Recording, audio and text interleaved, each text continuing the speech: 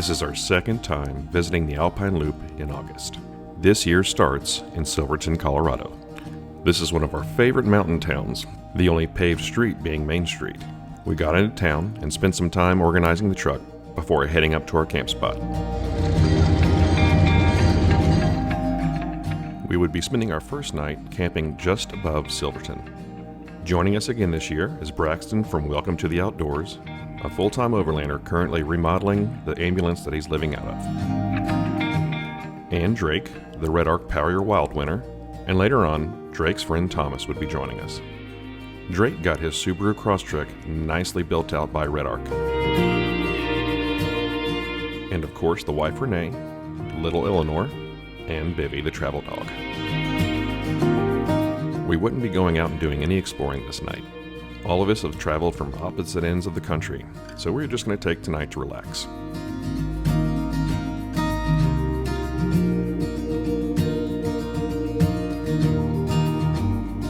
I'm really excited to test out some new gear this year. We'll be charging our new electric motorcycle using our Redarc Red Vision and 1500 watt Redarc inverter.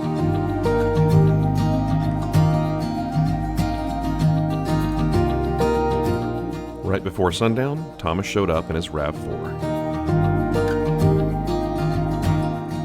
Let me just say that I love Gaia GPS. I have found some of the most amazing camp spots by using the satellite with labels overlay and searching around BLM land.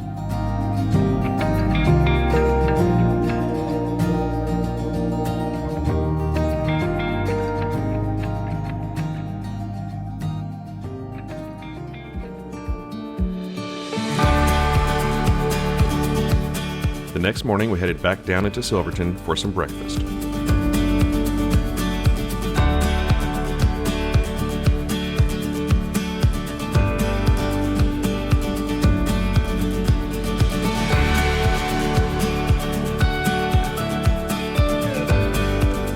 Leaving camp with clear skies, I was pleasantly surprised to see the whole valley below us was covered in a thick blanket of clouds.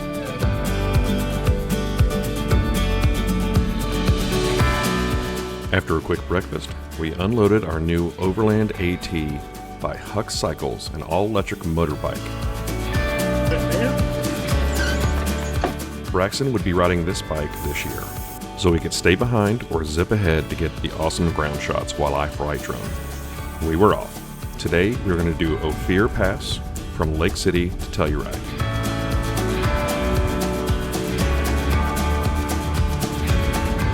I think Braxton was having fun.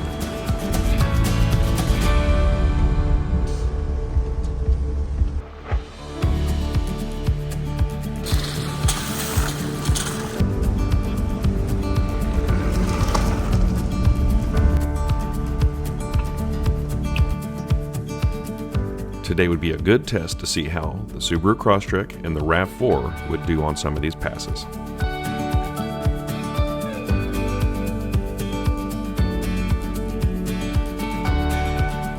Ophir Pass is not a difficult trail, but it climbs an elevation quickly and has some beautiful views right away.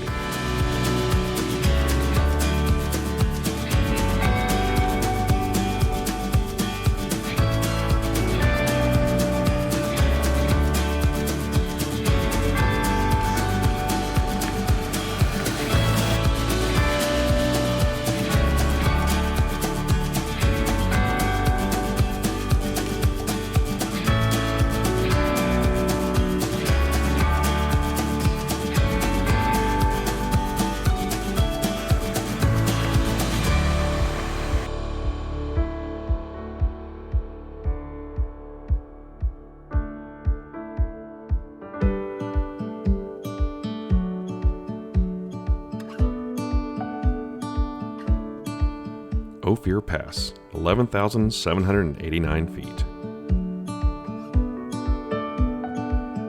The pups get to check off another pass. Hi! It's always cool to see the variety of vehicles that do these trails.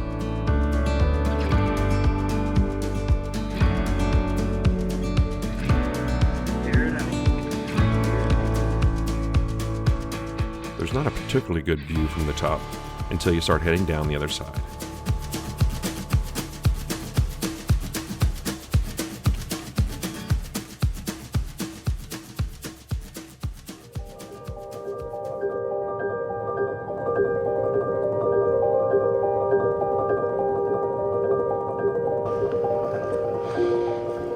Ophir is rated moderate and is marked as a one-way trail.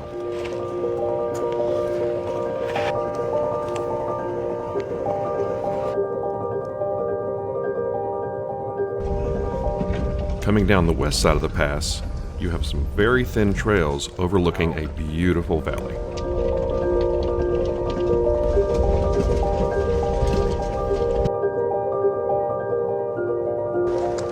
After a short time coming off the top, the trail turns into a gentle downgrade through giant aspen groves.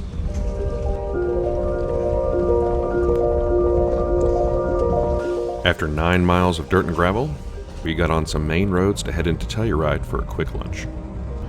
After lunch, I think the dogs were tuckered. Once back in Silverton, we went to where we dropped our trailer earlier and would become Basecamp, the Silverton Lakes campground, just north of town.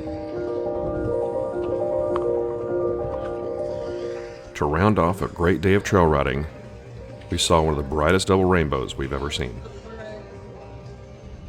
The following morning, we started up towards Animus Forks from Silverton to start the whole Alpine Loop trail.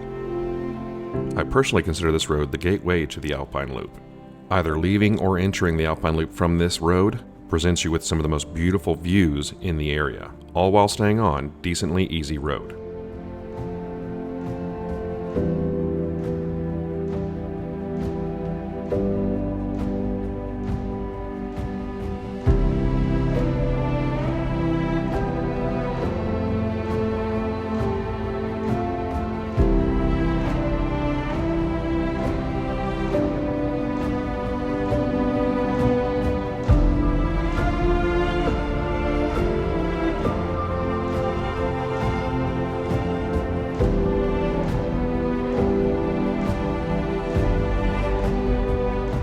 We start our Alpine Loop push at Animus Forks High Mountain Ghost mining town. With a full charge on the electric motorcycle using the Redarc Red Vision system, charging off a 300 amp hour lithium battery from Lithium Battery Power, I was anxious to see how this bike would do while climbing some of the highest mountain peaks in the country.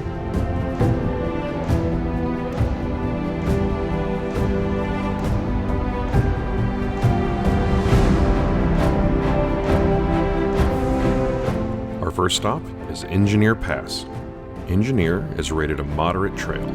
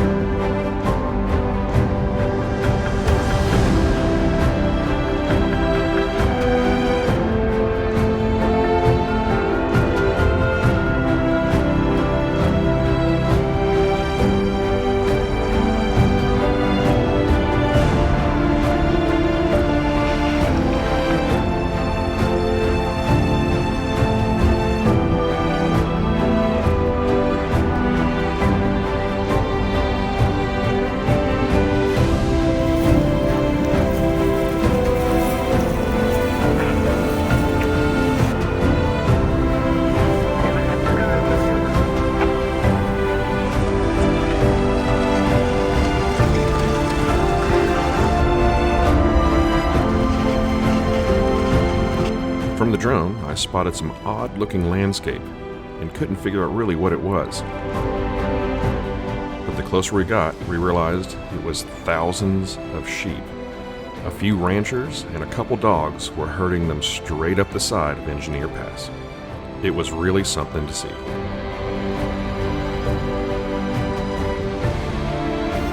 It was at this point of the trail that the switchback started, and we were going to see how the Rav and the Crosstrek were going to do.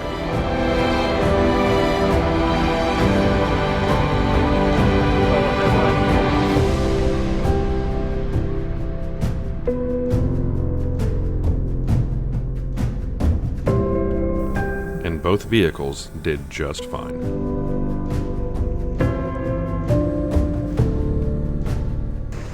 Get some space for a second. Stop it. The Overland AT was also doing fantastic. Anything over a 24% grade, it struggled on it, but so do most vehicles. Go, go, go.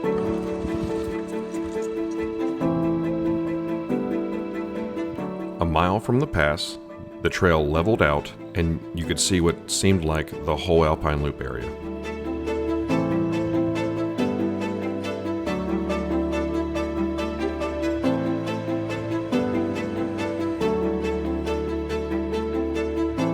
Only one more short, steep hill climb and a bend to the top.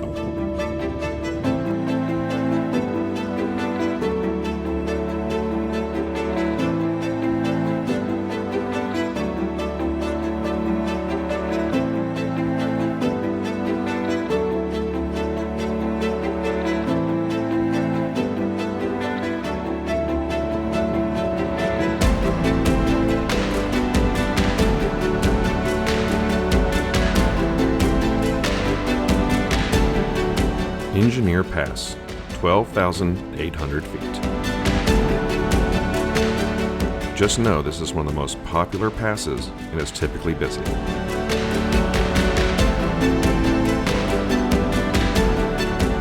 Check another pass off for the home dogs.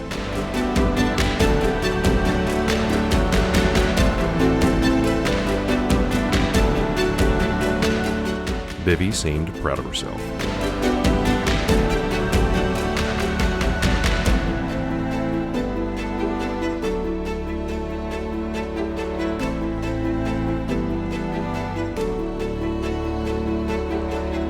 The backside of the pass is only about 2 miles of switchbacks and decent downhill grade before leveling out.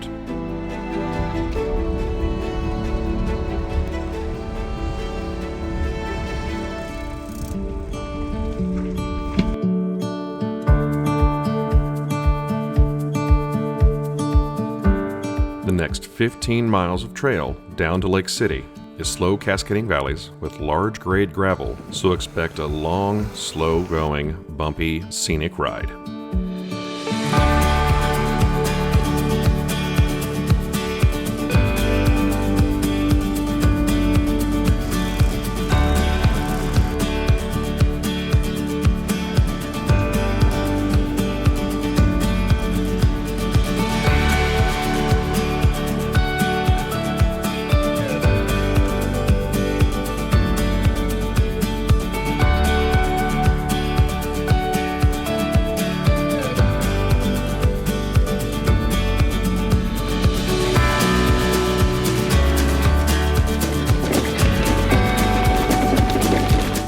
The last few miles do eventually turn into hard-packed gravel.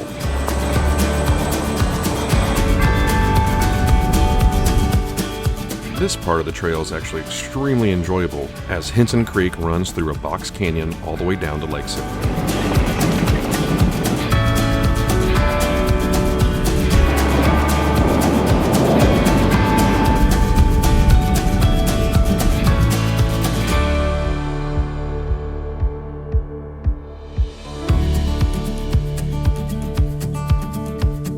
Quick lunch in Lake City, and we're ready to hit Cinnamon Pass. Braxton's keister being worn out, and the bike having just enough battery to probably not make it all the way back to Animus, so we decided to load it up and charge it as we go, plugging the bike in through the back open window of the Jeep via the inverter. Plus, Lake San Cristobal isn't a bad place to take a break. I wouldn't mind spending a few days camping just in this area. The Lake Fork Gunnison River that feeds into Lake San Cristobal is really where the trail turns fun.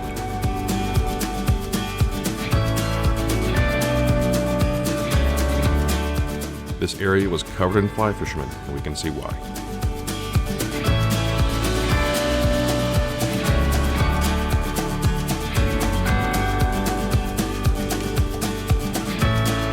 If you're afraid of heights in any way, I would recommend staying away from this trail.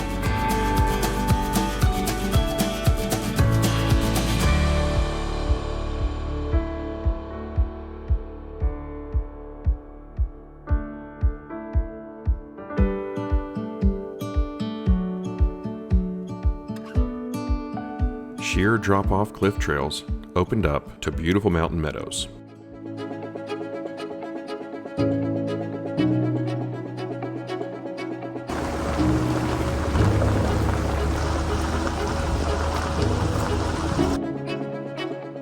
"21 miles of road and trail from Lake City starts the switchbacks and the final ascent up to Cinnamon Pass.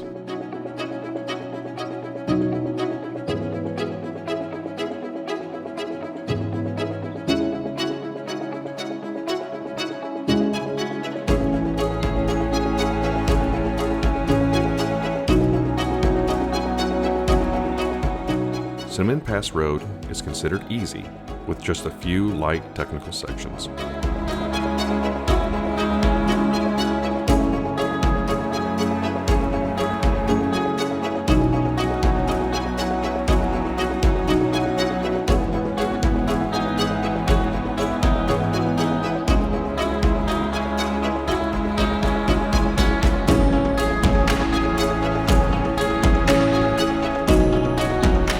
We were reaching the top at the perfect time of day. It was absolutely beautiful.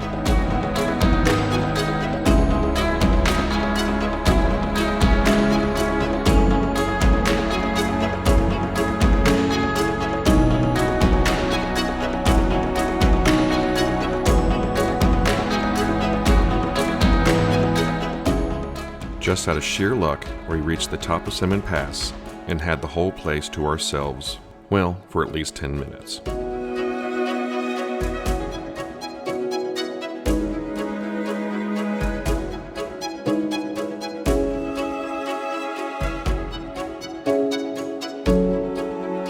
Cinnamon Pass, 12,640 feet. I think the guys were having some fun. I know the girls were.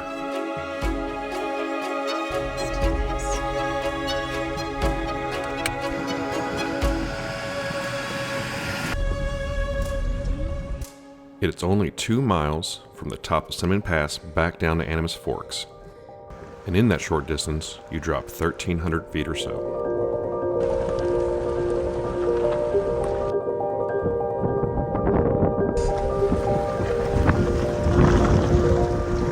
Coming around the final bend from Cinnamon, you overlook Animus Forks. Bivy took in the view of the last light shining over the ghost town below. We exited the loop the same way we entered. The third and final day, we started back in Animus Forks, but headed northwest into California Gulch.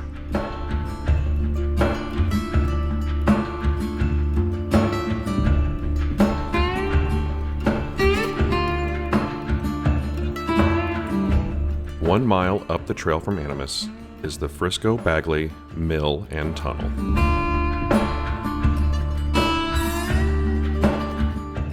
It's amazing that these old structures are still, well, mostly standing. Constructed in 1912, the Frisco Mill is a rare example of prefabricated construction from the early 1900s. The mill's structural components were pre-cut, pre-fit, numbered and letter-coded in Silverton, and then transported to the site for assembly. Also on this site is a tunnel that stretches over 7,500 feet underground.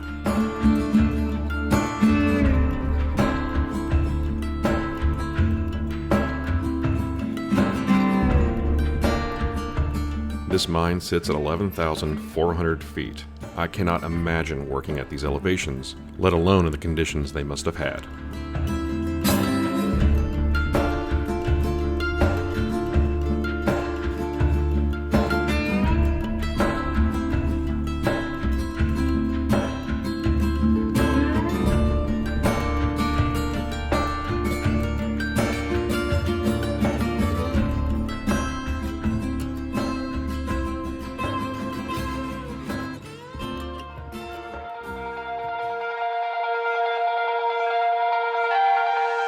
Starting just up the valley from the mill is an alpine tundra, a place where no trees can grow.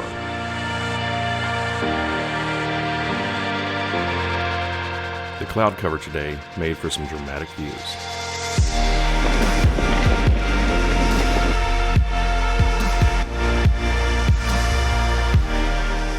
The mountainsides here were littered with old mine shafts.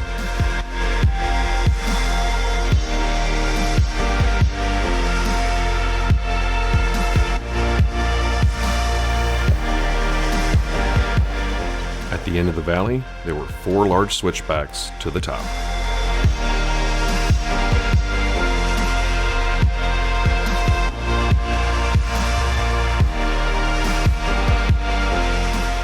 And reaching the top, we get to check off California Pass, 12,960 feet.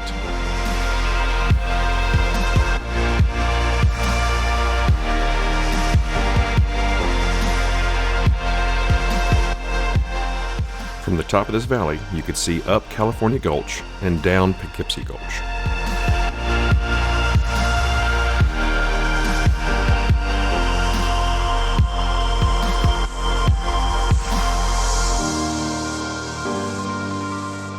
And from the top of this pass, it's a short drive down to Lake Como. We made it to Lake Como last year, but our approach brought us from the bottom via Poughkeepsie Gulch, which you can see in our last video.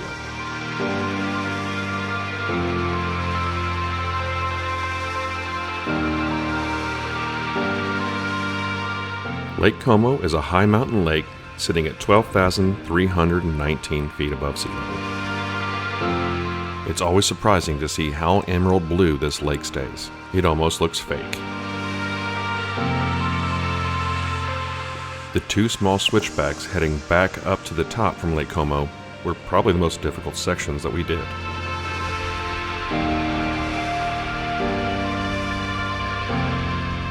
Looking back, you can see from the top of California down to Lake Como, it's quite an elevation drop, and we headed right back up to make it to the next pass on our list, Hurricane Pass, 12,730 feet.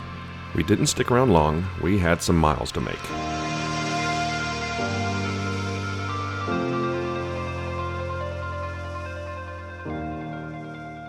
Just around the bend, we could see the start of Corkscrew Pass where we were headed.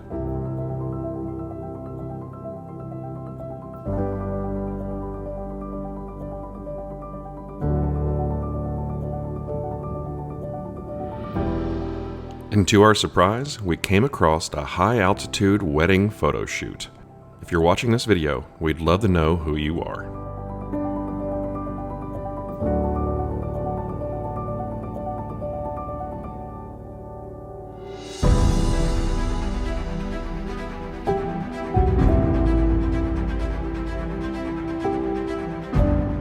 The road going down the valley to the left leads down to Silverton, but we were heading right back up.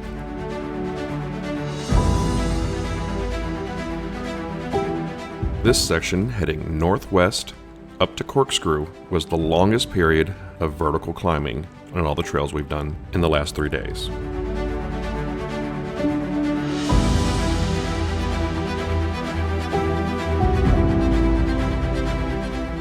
Besides being lucky with weather, as luck would have it, the most beautiful views of mountains would be at the top of Corkscrew, the last pass on the last day. Our last pass hit an elevation of 12,244 feet.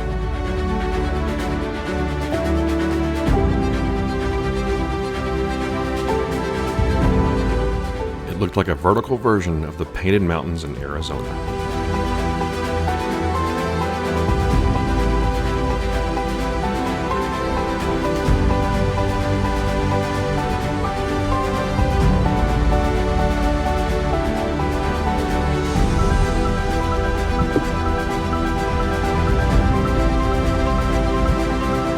After starting our descent, I decided to put the drone away because it got a little sketchy on a few of the very sharp switchbacks. Corkscrew lives up to its name. Even though it's one of the smelliest bathrooms I've ever encountered, there is one sitting at the base of the mountain. After taking in some of the local wildlife, it was time to finish our trail. The rest of this trail consisted of gentle switchbacks and gravel.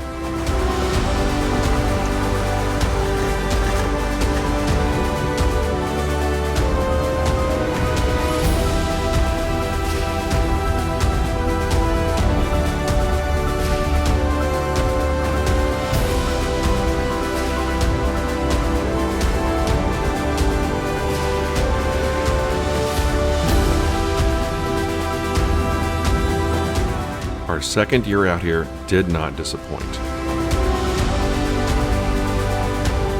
From the end of that trail, we headed north into downtown Ouray, aired all of our tires up, and had an awesome steak dinner at the Outlaw Steakhouse. This place gives us a constant natural high. Everywhere you look is beautiful. If you're thinking about visiting this area, I highly recommend putting it at the top of your list.